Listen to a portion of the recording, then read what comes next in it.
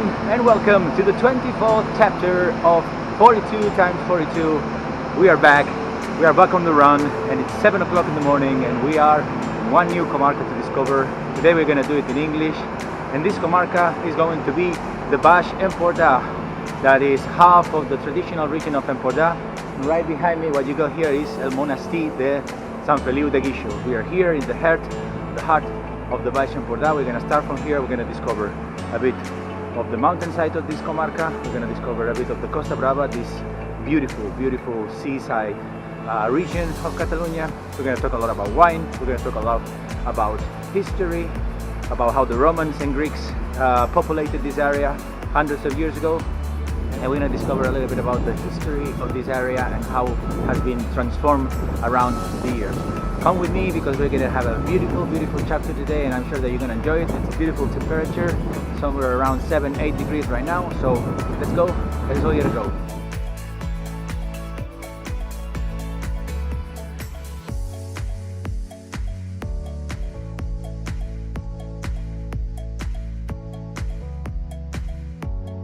So today we got some warnings about the wind.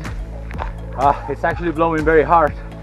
The wind in this area is actually very famous. It's a trademark of El Empordà. It's called Tramontana.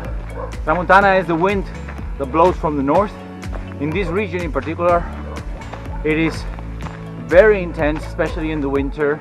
It impacts the way that the constructions are done, and it also said that it impacts the mind. Tramontana can make people crazy. That's what the writers and historians of this region say. And as a curiosity, I would say my nickname, Tucadalala, meaning a little bit crazy, it has a bit of a relation with the Tramontana. And as a curiosity, I would say that my nickname, Tucadalala, has a lot of correlation with Empordà. It is actually a word meaning a little bit crazy, and it's said in the song L'Empordà, musical group Sopa de Cabra. Quan més vell, més Tucadalala. As older I get, crazier I get. Probably because of the Tramontana. We continue against the wind. That's now 5 kilometers, and we are crossing the Ridaura bridge, one of the small bridges that cross the Baix Empordà. We are on the way to get to Castell d'Aro. Castell d'Aro is one of the towns in the Baix d'Aro, the valley inside the internal area of Baix Empordà. And as we go there, we are just going through the path of the carrilet, the old tracks from the train that got from La Garrocha into Sant Feliu. Remember, this is the same carrilet that we were crossing through when we were doing Comarca Gironès at the beginning of the challenge. It's kilometers and kilometers of a green line, turn train tracks into running and bicycle tracks, nearly from Olot into Sant Feliu de Guíxols.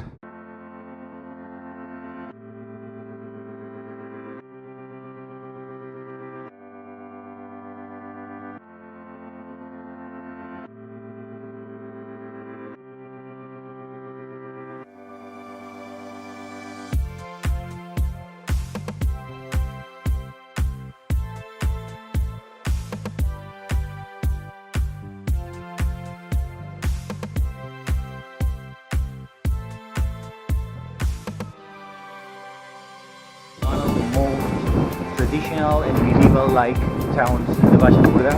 This is Castell d'Aro. You see right behind me is the Iglesia de Santa Maria, the church that dates back to Romantic times. And actually, this zone is known by the Castell de Benevolència. It's a castle from medieval times, dating back to the 11th century. This castle was built to protect the valley from the pirates.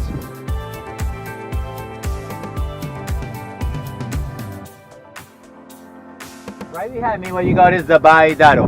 This valley that is right in the middle between the spiky coast of Costa Brava and the mountains right behind there. It's the Massís of Las Gavarras. Right on the Massís of Las Gavarras is where the is where the material was collected from the trees to actually build the corks. That was one of the industries that kept the Baix Empordà buzzing during the 19th century. A cork industry that then was shipped all around the world from the harbor of Sant Feliu de Guíxols.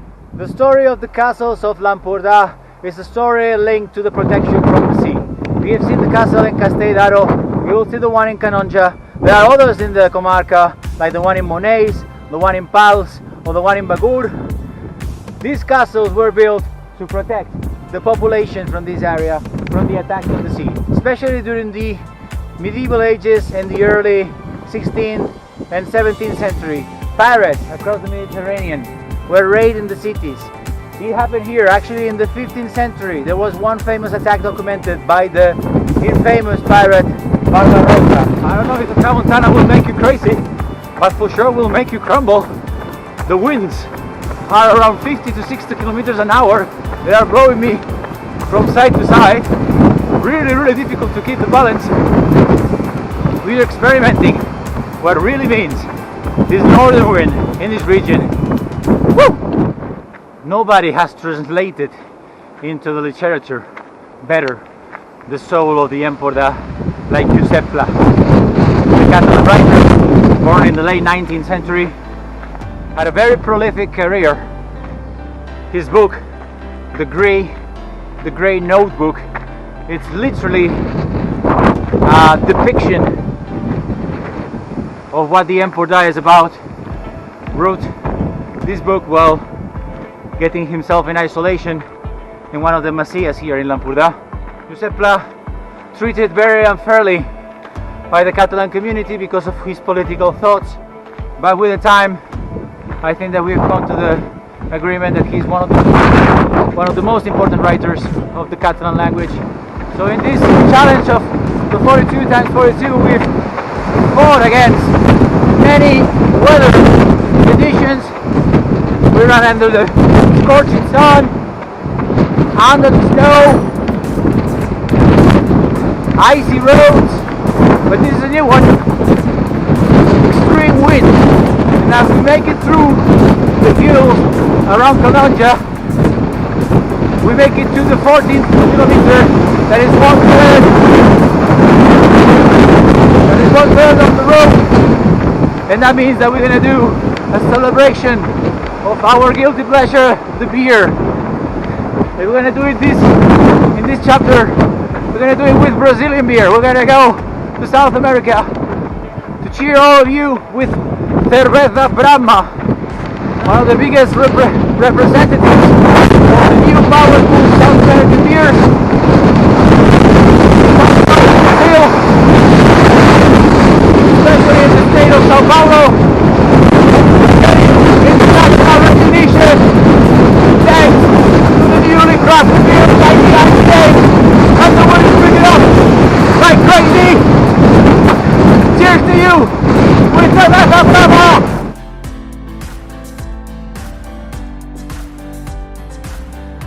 18 kilometers and we make it to Calonja, a city with a lot of medieval history, but actually famous in the modern times. From 2021, the city has been declared book city, book town. More than 7 different libraries open in the last 4 or 5 years. Everyone on each of them is specialized in one type of literature: comics, child literature, wine, gastronomy, etc.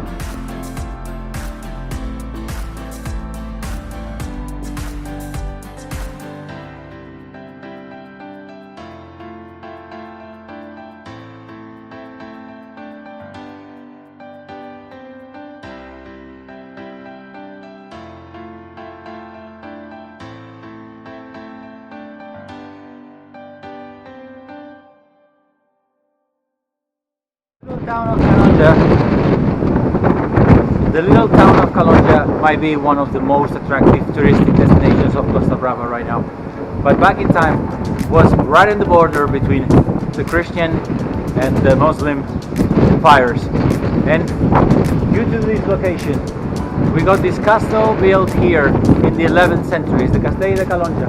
As you can see, fantastically well conserved. It was built around that big tower that it was a protection and to oversee potential invasions. The castle was taking different styles from different areas, from different ages. In the 15th century was the center stage. of the Catalan Civil War, and this is where the castle was brought down to fire due to the uprisings of the field workers. We made it to 21st kilometers, and as we would like to do when we reach the half of the race, we call it the equator of the race. Today we're going to be running around 44 kilometers all in all, 3 hours so far, so that's a very good time.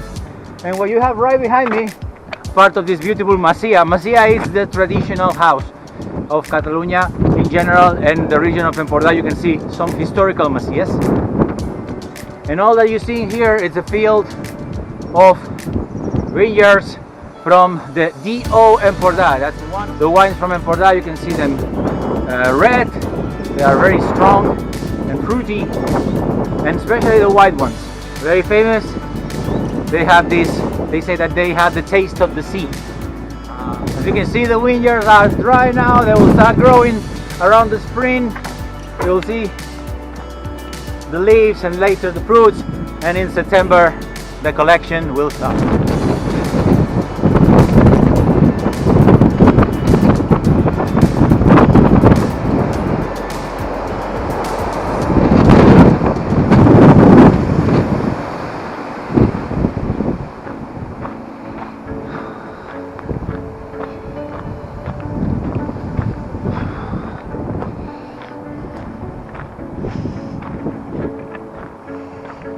Right behind me, it's the menhir and the dolmen of Puigdes Forques.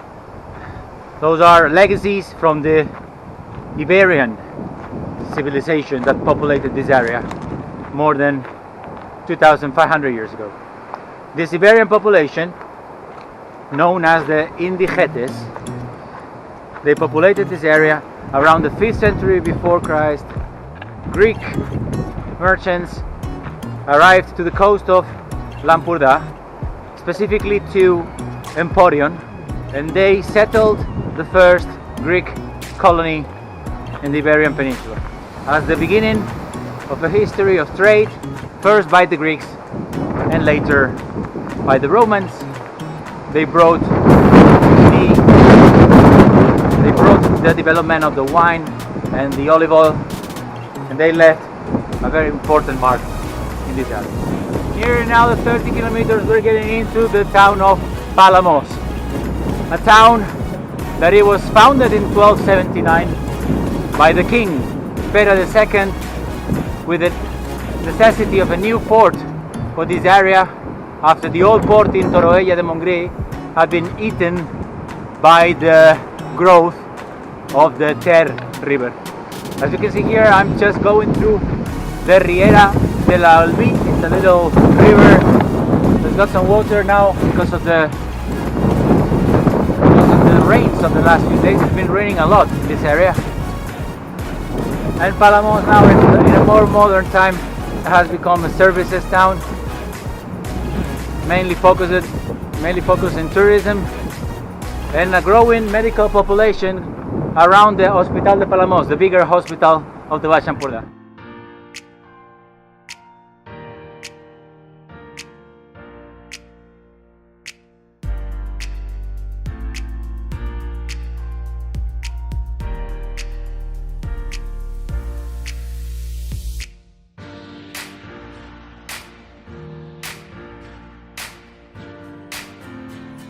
Palamós is a city that has been historically linked to the fishing.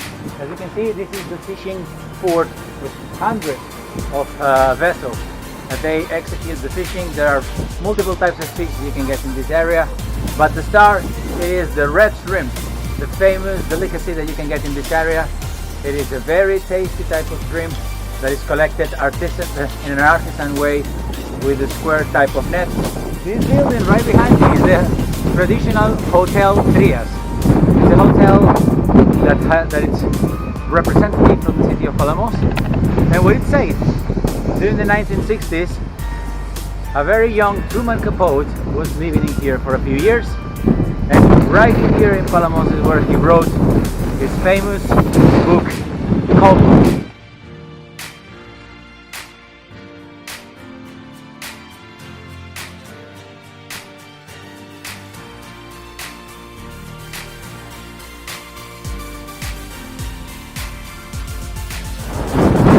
starts, this is where it starts, this most authentic part of the seafront of Baix Empordà and in general from all Costa Brava. This is the Camí de Ronda. This path was used through many years by local fishermen, smugglers, police controlling. They built this path along the coast. We're talking about kilometers and kilometers of stairs atop of the hills and the cliffs. Some of the best views that you can get.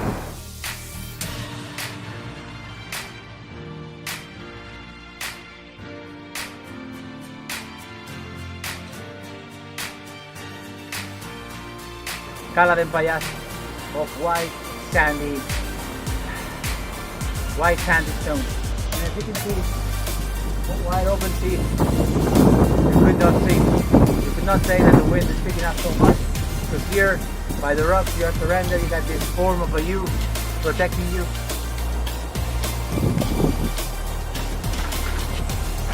Welcome to Cala Cristus, one of the most amazing and best rated calas in Costa Brava. Come with me.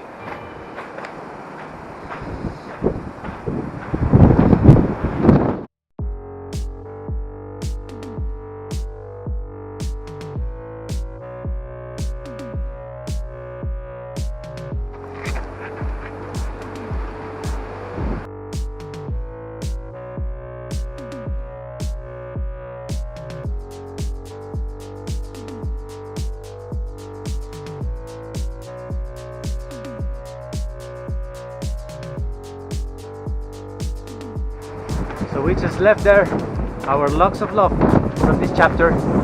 Locks of love is something that we're doing from a few chapters ago. We are leaving one lock in every chapter to remind of the love that we share. This is the key, number 24. We will keep them together.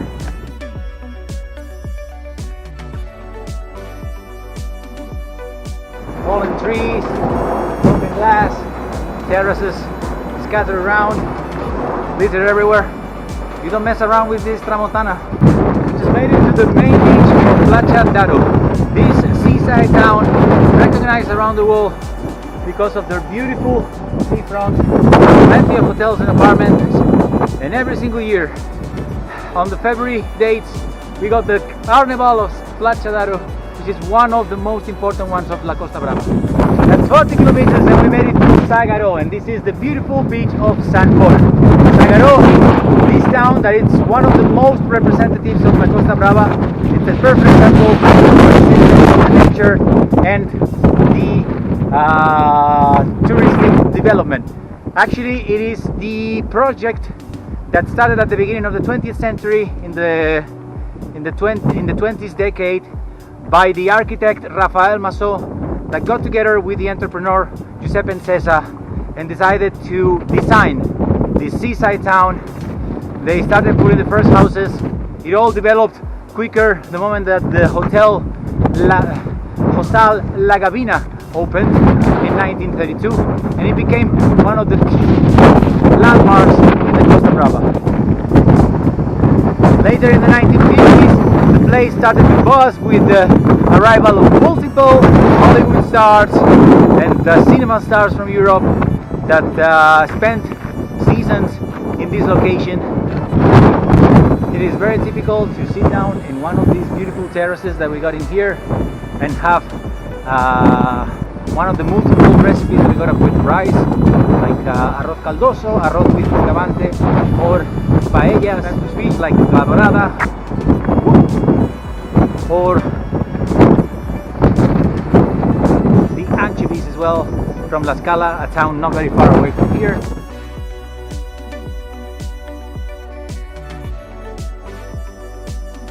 We are back in this Camino de Ronda, and as you can see here, we are going through a massive tunnel across the cliffs, and we're gonna come out now. You will see. There you go. So this Camino de Ronda is the one that connects Sagaro with Sant Feliu. We're looking at 2.5 kilometers of continuous up and down on the coast.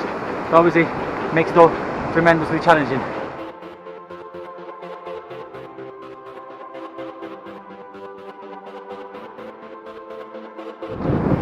This is as crazy as it gets. Camí de Ronda tricked me once when we were doing La Selva, and he's tricking me for the second time. Every kilometer in this road, in this path, it just feels like 4 kilometers somewhere else. But in any case, we made it to 42 kilometers, 350. That means that we made the marathon distance in 6 hours and 54 minutes. That's a good time, not a great one, but a good one. We still have about 4 kilometers to go to make it to Sant Feliu de Guíxols and finish today's chapter. But right now, I just want you to contemplate the beauty of these Escaleras, the beaches of Costa Brava. Enjoy.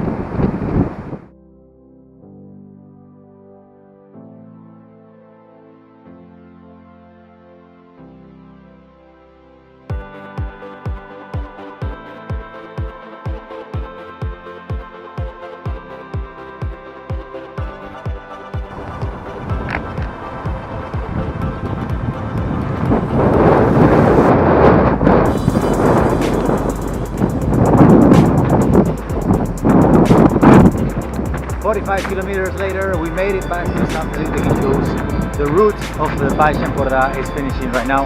We have discovered a comarca filled with different layers.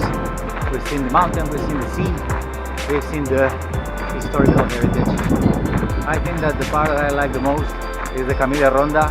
We can all combine that it's difficult to handle, that it just really gets the best out of you, but the views and the peace that you breathe while going next to the sea, I think it's unmatchable. So let's see what the next chapters are gonna take us to. We know we still have the most of the comarcas in the Pyrenees. We will leave those ones for later in the spring when the weather is a little bit more generous. Also, we still have quite a few of the comarcas in the south of Tarragona. Those ones are very challenging to go because of the distance that we need to cover to get there.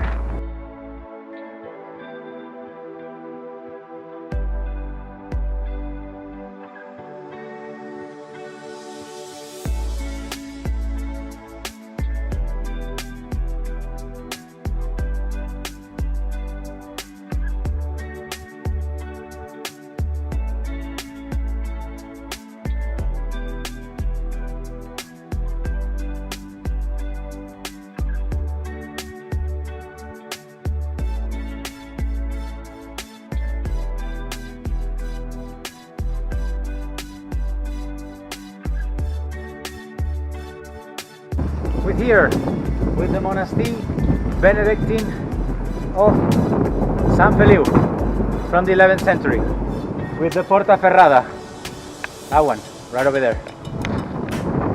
La Torre del Corn, where they used to call for alarm with the horn, and La Torre del Fuc, where they used to call for alarm with smoke signals. We'll leave the chapter of today. It's been great. Baix Empordà. We knew it wasn't going to be easy, and it didn't disappoint. Thank you very much. Please keep subscribing, please keep liking the videos, please keep recommending us to your friends, to your families, to your workmates, to everyone. We want to be in your short list. 42 por 42. See you in the next one.